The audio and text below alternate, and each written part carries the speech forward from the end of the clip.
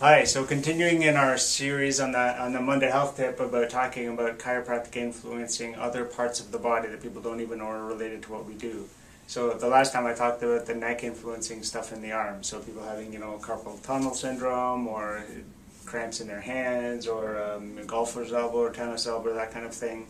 That can often be related to stress on the nerves exiting the neck. And chiropractors helping this can often help that.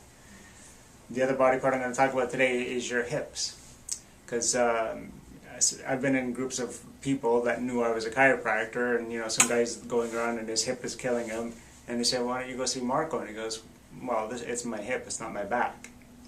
And so very often, a lot of those people that have hip problems don't have the minimum. They just don't know that chiropractic can have an influence on that. They just don't put the two and two together.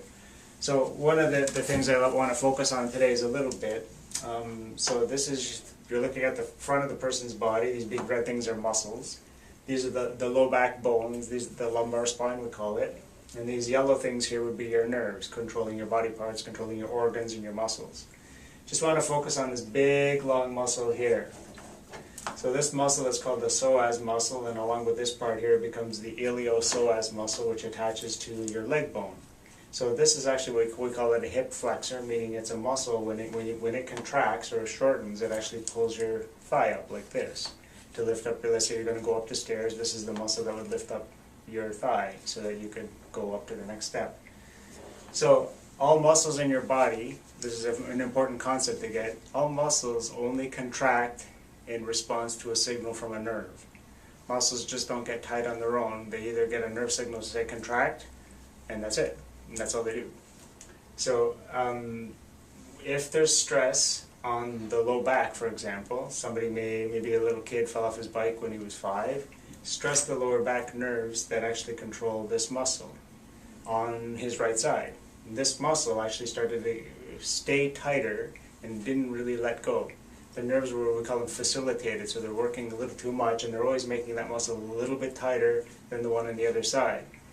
Consequence of that is, over time, that this hip bone right here is actually going to be a little bit more forced into the socket and not be as free as the one on the other side. So this may happen when the kid is 5. Maybe he doesn't notice too much, but then you'll be 5, 10, 15, 20 years later, he's a 20 or 30 or 40-year-old person who's complaining of hip pain, and they say it's got arthritis, and they keep checking it, and they do x-rays, and they don't see anything wrong, and all that kind of stuff. So a lot of times an annoying hip problem could be because there's an imbalance in the muscles, the hip flexor muscles, because this muscle did not have the proper nerve supply. It was always irritated, and that muscle maintained a higher level of tension, or tone we call it, than the one on the resting tone than the one on the other side, and that would actually cause imbalances. And other consequences of that, let's say that was a 5-year-old kid that fell off the bike.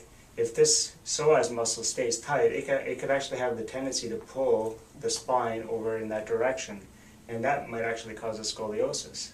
So because the spine is being pulled over here, that would actually pull the whole body that way, but Mother Nature, your brain doesn't want the horizon to be crooked, so it'll actually distort the rest of the spine to keep the eyes level with the horizon. And so this problem here from falling off the bike at 4 caused a hypercontraction of this muscle that stayed that way, because that problem in the spine was never corrected. So that pulling of the spine is going to draw the kid over that way, but we don't want the eyes looking at a crooked horizon, so it's actually going to twist the upper part of the spine to keep the eyes level with the horizon. And all of a sudden, this fall, when the kid was 4, became a scoliosis that they pick up when the kid is 15 or 16 years old or something like that. And then also later on in life, hip problems, or that could even be hip problems in the kid, depending on how tight that is and how much pressure is happening there, that could happen. So that's just one way that a spinal problem can affect an imbalance that could actually cause something that you don't think is related to your spine. And meanwhile, chiropractic doing its work properly, balancing the pelvis, balancing the spinal bones, and balancing the nerve system so that that muscle will get the right control. That relaxes, there's less tension, less compression into the hip socket, and over time that can actually heal. And the person says, "Wow, you only worked on my back and my hip doesn't hurt anymore." And that happens a lot when people come to see us. So there's your health tip for the week. Once again, if you like the video, please share it, like it, and we'll see you next time.